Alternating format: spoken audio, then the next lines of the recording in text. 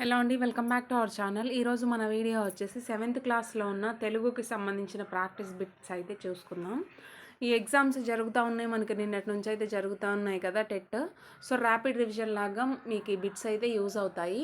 తప్పకుండా వీడియో చూడండి, లైక్ చేయండి, షేర్ చేయండి, సబ్స్క్రైబ్ చేయండి. మీకు మీ ఫ్రెండ్స్ తెలిసిన వారు ఎవరైనా ఉంటే యూజ్ అవుతుంది అనుకుంటే వాళ్ళకు కూడా షేర్ చేసి పంపండి, ఓకేనా?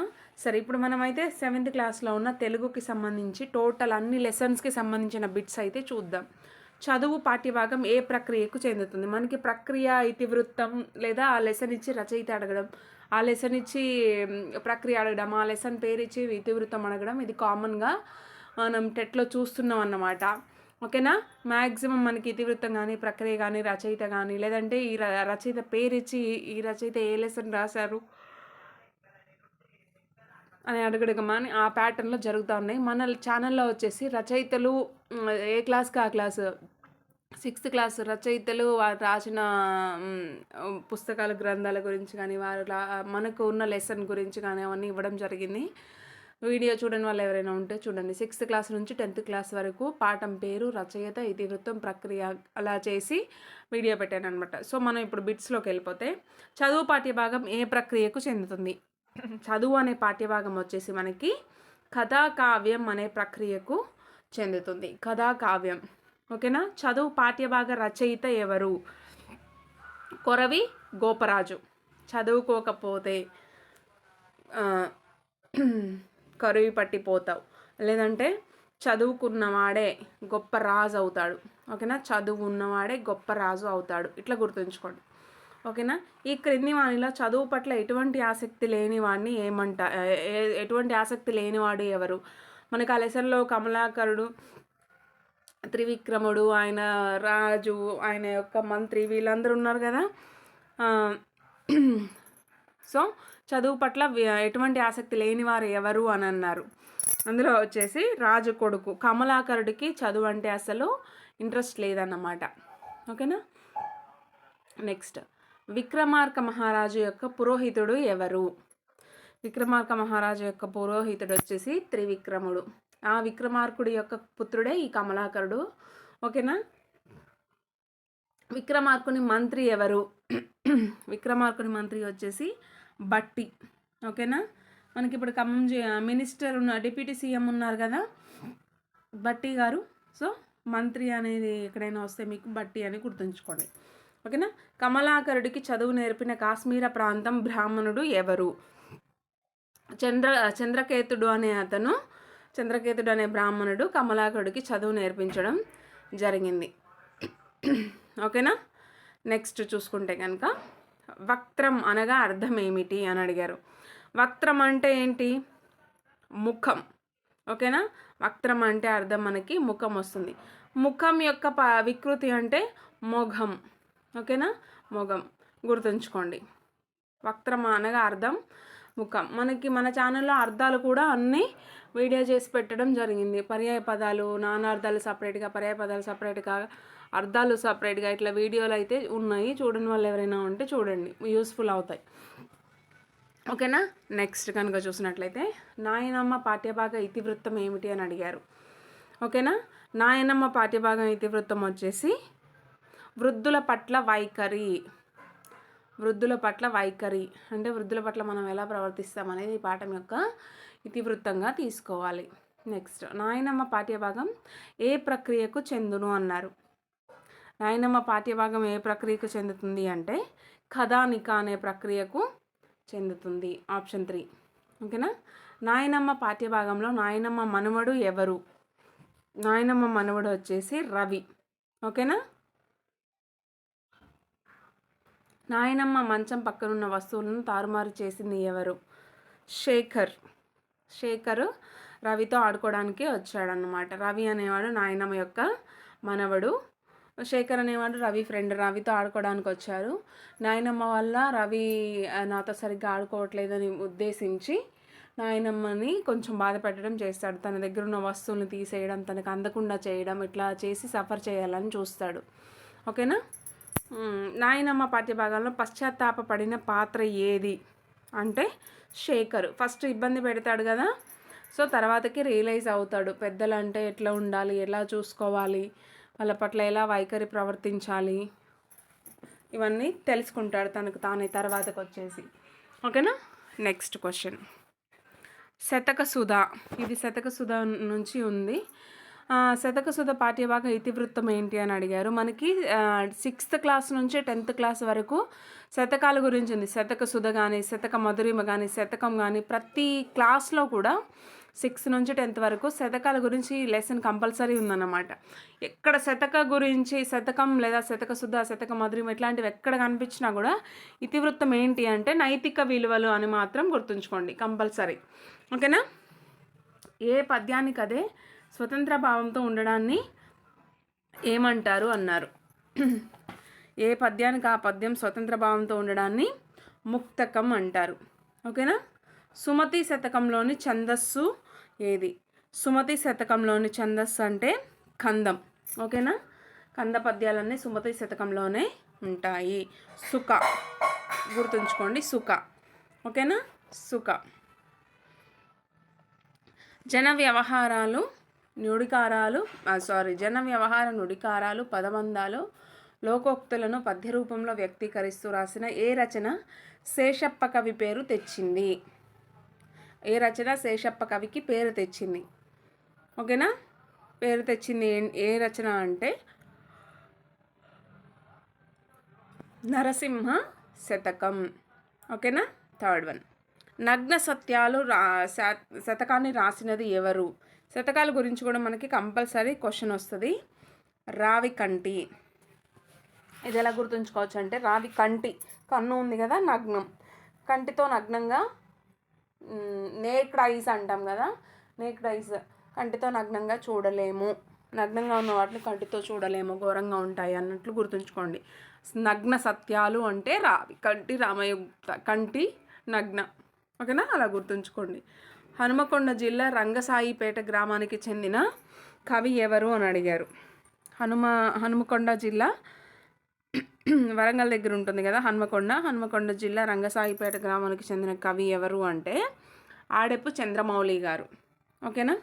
యాదగిరి వాస నృసింహ రమా విభో ప్రభో అనే మకుటంలో శతకం రాసినది ఎవరు అని అడిగారు. ఓకేనా. యాదగిరి శతకం వచ్చేసి దూపాటి సంపత్ కుమారాచార్య గారు. ఆప్షన్ 2. ఓకేనా. నెక్స్ట్ క్వశ్చన్, తొలి నీతి శతకం ఏది అని అడిగారు. తొలి నీతి శతకం వచ్చేసి సుమతి శతకం. అమ్మ జ్ఞాపకాలు పాఠ్యభాగం రాసినది ఎవరు అంటే టి కృష్ణమూర్తి యాదవ్. కృష్ణమూర్తి యాదవ్ గారికి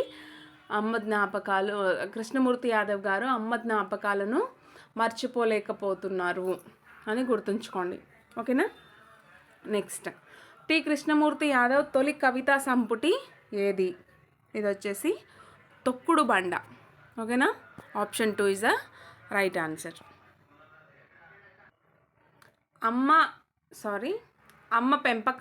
పెట్టుకున్న ముక్కు పుడకను కవి దేనితో పోల్చాడు అని అడిగారు. ఓకేనా. అమ్మ పెట్టుకున్న ముక్కుని కవి దేనితో పోల్చడం జరిగింది అంటే ఇంద్రధనస, చంద్రుడా, నెలవంకన, సూర్యుడా? అమ్మ పెట్టుకున్న ముక్కు పుడకను కవి నెలవంకతో పోల్చడం జరిగింది. ఓకేనా. అమ్మ వాకిట్లో వేసిన ముగ్గులు కవి ఎవరితో పోల్చాడు? అమ్మ వాకిట్లో వేసిన ముగ్గులను కవి ఎవరితో పోల్చాడు అంటే రంగుల దిద్దిన చీరతో పోల్చడం జరిగింది. ఓకేనా. అంటే అంత అందంగా ఉంటాయి అమ్మ వేసిన ముగ్గులు అనేసి. వంట గిన్నెలు అనే పదాన్ని తెలంగాణలో ఏమంటారు? తెలంగాణలో వంట గిన్నెలు ఏమంటారు? బోళ్ళు అంటాం కదా మనం తెలంగాణ వాళ్ళం. ఓకేనా. పల్లె అందాలు పాఠ్యభాగం ఏ ప్రక్రియకు చెందుతుంది? పల్లె అందాలు అనేది కావ్యానికి చెందినది. ఓకేనా. నెక్స్ట్, పల్లె అందాలు పాఠ్యభాగ రచయిత ఎవరు? ఆచి వెంకటాచార్యులు గారు. ఓకేనా. ఆచి వెంకటాచార్యులు గారు ఎట్లా గుర్తుంచుకోవాలి అంటే పల్లె అంటే మామూలుగా వచ్చి వెళ్ళి అంటాం కదా సిటీలో ఉన్నవాళ్ళు. సో పల్లెల్లో ఉన్నవాళ్ళు వచ్చి అనకుండా ఆచి అంటారు. అలా గుర్తుంచుకోండి. ఆచి వెంకటాచార్యులు, పల్లె అందాలు. ఓకేనా. ఈ క్రింది వానిలో ఆచి వెంకటాచార్యుల రచన ఏది అని అడిగారు. ఓకేనా. ఆండాల్ బుర్ర కథ, రాగమాల, మా ఊరు, ఇవన్నీ కూడా మనకి వెంకటాచార్యులు గారి రచనలు. పల్లె అందాల యొక్క ఇతివృత్తం ఏమి? ఓకేనా. పల్లె అందాలు ఇతివృత్తం ఏమిటి అంటే గ్రామీణ సౌందర్య చిత్రణ. గ్రామంలో ఉండే చెరువులు కానీ, చెట్లు కానీ, అరుగులు, సామాన్లు, మనుషులు, వ్యవసాయం, పశువులు, వీటన్నిటి యొక్క అందం గురించి తెలియజేసేది గ్రామీణ సౌందర్య చిత్రణ, పల్లె అందాలనే పాఠం. ఓకేనా. జాయాపతులు అనగా ఎవరు అంటే భార్యాభర్తలనే జాయాపతులు అంటారు. ఈ క్రింది వారిలో 4 సార్లు ఎమ్మెల్యేగా గెలిచి నిరాడంబర జీవితాన్ని గడిపిన ఆదర్శ వ్యక్తి ఎవరు అని అడిగారు. ఓకేనా. ఎవరు అంటే ఉప్పుల మల్సూర్ గారు. మల్లినాథసూరి స్వగ్రామం మెదక్ జిల్లాలోని కొల్చారం అన్నమాట. మల్లినాథసూరి స్వగ్రామం మెదక్ జిల్లాలోని కొల్చారం అనే గ్రామం. గుర్తుంచుకోండి. మల్లినాథుడు ఏ సంస్కృత కవి రచనలకు వ్యాఖ్యానం రాశాడు? ఓకేనా. కాళిదాసు రచనలకు వ్యాఖ్యానం రాయడం జరిగింది. ఎవరు అంటే మల్లినాథుడు. ఓకేనా. ప్రేరణ పాఠ్యభాగం ఏ ప్రక్రియకు చెందుతుంది? ప్రేరణ అనేది మనకి ఆత్మకథకు చెందుతుంది. దీన్నే స్వీయ చరిత్ర అని కూడా అంటారు. Option 1 and 2. ఓకేనా. ఆత్మకథలు, స్వీయ చరిత్రలు ఏ పురుష కథనంలో ఉంటాయి? అవి వచ్చేసి మనకి ఉత్తమ పురుష కథనంలో ఉంటాయి. అంటే ఎవరి గురించి వాళ్ళే చెప్పుకుంటారు కాబట్టి అవి మనకి ఉత్తమ పురుష కథనంలో ఉండడం జరుగుతుంది. ఓకేనా. నెక్స్ట్ క్వశ్చన్ చూసుకుంటే ప్రేరణ పాఠ్యభాగ రచయిత ఎవరు అన్నారు? అబ్దుల్ కలాం గారు. ప్రేరణ అనేది ఒక ఆత్మకథ లేదా స్వీయ చరిత్ర. అంటే ఆత్మకథ అంటే తనే రాసుకోవడం. ఓకేనా. సో తానే రాసుకోవడం కాబట్టి అబ్దుల్ కలాం గారే రాసుకున్నారు అన్నమాట. వింగ్స్ ఆఫ్ ఫైర్ అనేది ఎవరి ఆత్మకథ? మనకి ఇది అందరికీ తెలుసు, చిన్నప్పటి నుంచి చదువుకుంటున్నానే ఉన్న వింగ్స్ ఆఫ్ ఫైర్ అనే దాని గురించి. ఇది వచ్చేసి అబ్దుల్ కలాం గారి ఆత్మకథ అనమాట. విశ్వాసంతో నువ్వు నీ విధిని కూడా తిరిగి రాయగలవు అని కలాంతో అన్నవారు ఎవరు? విశ్వాసంతో నువ్వు నీ విధిని కూడా తిరిగి రాయగలవు, ఎట్లయినా రాసుకోవచ్చు, ఎట్లయినా మార్చుకోవచ్చు అని కలాంతో అన్నది ఎవరు అంటే ఇయదురై సొలొమోన్ అనే అతను అనడం జరిగింది. కలాం అన్నయ్య ముస్తాఫా కమల్ ఏ దుకాణం నడిపేవాడు? ఓకేనా. ఇది వచ్చేసి కిరాణా షాప్ నడిపారు. నెక్స్ట్, కలాం తమ్ముడు కాసిం మహమ్మద్ ఏ దుకాణం నడిపేవాడు? అన్నయ్య వచ్చేసి కిరాణా షాప్, తమ్ముడు కాసిం మహమ్మద్ వచ్చేసి ఫ్యాన్సీ స్టోర్ నడిపేవాడు. ఓకేనా. గుర్తుంచుకోండి. కలాం ఏ శాస్త్రంపై అమిత ఆసక్తి ఏర్పరచుకున్నారు? కలాం దేనిపై అమిత ఆసక్తి ఏర్పరచుకున్నారు అంటే భౌతిక శాస్త్రంపై, ఫిజిక్స్ పైన. ఓకేనా. శిల్పి పాఠ్యభాగ రచయిత ఎవరు అని అడిగారు. ఓకేనా. శిల్పి పాఠ్యం రచయిత ఎవరు అంటే గుర్రం జాషువా. గుర్రం శిల్పాన్ని చెక్కారు, గుర్రపు శిల్పంని చూసాం మేము అని గుర్తుంచుకోండి. సో గుర్రం శిల్పి ఈజీగా గుర్తుంటుంది. ఓకేనా. సందేహభరితమైన జాషువా రచన ఏది? సందేశభరితమైన అంటే ఒక మనకి మెసేజ్ ఇచ్చేలాగా ఉన్న జాషువా గారి యొక్క రచన ఏదని అడుగుతున్నారు. గబ్బిలం. ఓకేనా. ఆప్షన్ 3. వర్ణ వ్యవస్థను, అస్పృశ్యతను నిరసించిన జాషువా రచన ఏది అని అడిగారు. అది వచ్చేసి మనకి గబ్బిలం అన్నమాట. షనామా గ్రంథాన్ని పారసీక భాషలో రచించిన వారు ఎవరు? పిరదౌసి గారు. ఓకేనా. శిల్పి పాఠ్యభాగం జాషువా రాసిన ఏ ఖండకావ్యం సంపుటి నుంచి తీసుకున్నారు అంటే మొదటి ఖండకావ్య సంపుటి నుంచి తీసుకోవడం జరిగింది. ఒక అంశాన్ని విభిన్న కోణాల్లో దర్శిస్తూ సందేశాత్మకంగాను వర్ణనాత్మకంగాను భావోద్వేగంతోనూ చేసే రచన ఏది అని అడిగారు. అది వచ్చేసి ఖండకావ్యం. ఓకేనా, option 4 is the right answer. Next చూసుకుంటే మంచి కిరీటం అనే పదంలోని సమాసం ఏది అని అడిగారు. విశేషణ పూర్వపద కర్మధారయం, మంచిదైన కిరీటం. ఓకేనా. గ్రామాల్లోని వేడుకలు క్రీడా వినోదాలు పాఠ్యభాగ రచయిత ఎవరు అంటే దేవులపల్లి రామానుజరావు గారు. ఓకేనా. గ్రామాల్లోని వేడుకలు క్రీడా వినోదాలు ఎవరు చేస్తారంటే రామానుజరావు గారు చేసేవారు అని గుర్తుంచుకోండి. దేవులపల్లి రామానుజరావు గారి ఆత్మకథ ఏది అని అడిగారు. ఓకేనా. 50 సంవత్సరాల జ్ఞాపకాలు అనేవి దేవులపల్లి రామానుజరావు గారి యొక్క ఆత్మకథగా రాసుకోవడం జరిగింది తనకు తానే. ఓకేనా. దేవులపల్లి రామానుజరావు రచించిన వ్యాస సంపుటి ఏది అని అడిగారు. సారస్వత నవనీతం. ఓకేనా. విషయ క్లుప్తత సరళత అనేవి దేని లక్షణాలు? విషయ క్లుప్తత సరళత అనేవి రేడియో ప్రసంగం యొక్క లక్షణాలు. ఈ క్రింది వానిలో జానపద కళారూపం ఏది? వచ్చేసి తోలుబొమ్మలాట, యక్షగానం, బుర్రకథ, ఇవన్నీ కూడా మనకి జానపద కళారూపాలు. ఈ క్రింది వారిలో గారడి విద్యను ప్రదర్శించువారు ఎవరు? విప్ర వినోదులు అనేవారు గారడి విద్యను ప్రదర్శిస్తారన్నమాట. ఓకేనా. పులిజూదం ఆటలో ఎన్ని పులులు ఉంటాయి? 3 పులులు ఉంటాయి. ఓకేనా. పులిజూదం ఆటలో మేకల సంఖ్య వచ్చేసి 16. అక్షక్రీడ అనే ఆటను కవులు ఏ గ్రంథాల్లో ఎక్కువగా చిత్రించారు? ఇది వచ్చేసి ప్రబంధ కావ్యంలో అక్షక్రీడ అనే ఆటను కవులు ఎక్కువగా చిత్రించడం జరిగింది. చెరబండరాజు స్వగ్రామైన అంకుశాపురం ప్రస్తుతం ఏ జిల్లాలో ఉంది? ఇది వచ్చేసి మనకి మేడ్చల్ అన్నమాట. నెక్స్ట్ క్వశ్చన్స్ చూసుకుంటే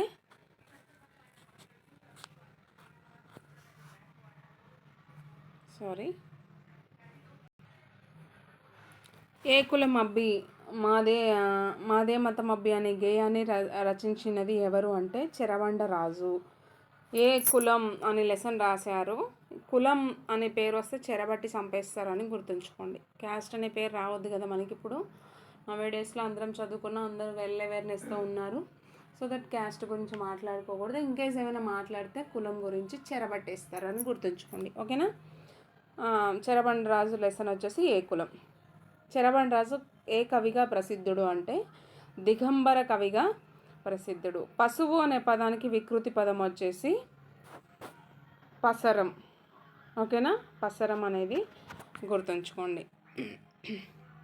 ఏ కులం పాఠ్యభాగం ఏ ప్రక్రియకు చెందింది అంటే గేయం అన్నమాట. ఏ కులం అబ్బి మాదే మతం అబ్బి అని స్టార్ట్ అవుతుంది. సో దట్ మనం కులం గురించి మాట్లాడితే చెరబడతారు. అంటే ఏ కులం యొక్క పాఠ్యభాగ రచయిత ఎవరంటే చెరబండరాజు అని గుర్తుంచుకోండి. ఓకేనా. సీత ఇష్టాలు పాఠ్యభాగం ఏ ప్రక్రియకు చెందును? బుర్రకథ. వంత పాట గల కళారూపం ఏది? బుర్రకథ. ఓకేనా. సీత ఇష్టాలు పాఠ్యభాగంలో ప్రధాన కథకురాలు ఎవరంటే కృష్ణవేణి అనేవారు టీచర్ అన్నమాట. సో ఈమె ప్రధాన పాత్రధారి ఇందులో. సో సీత వాళ్ళ పేరెంట్స్ దగ్గరకు రావడం, పేరెంట్స్ని ఒప్పేయడం, తనని చదువుకునేలా చేయడం, ఇవన్నీ చేసినది కృష్ణవేణి టీచర్ గారు కాబట్టి ప్రధాన కథకురాలు వచ్చేసి మనకి కృష్ణవేణి గారు అన్నమాట. ఓకేనా. ఇవి మనకి 7th క్లాస్లో ఉన్న తెలుగుకి సంబంధించిన టోటల్ ప్రాక్టీస్ బిట్స్ అన్నమాట. ఓకేనా. 8th, 9th, 10th కూడా కావాలి అంటే కామెంట్ సెక్షన్లో కామెంట్ చేయండి.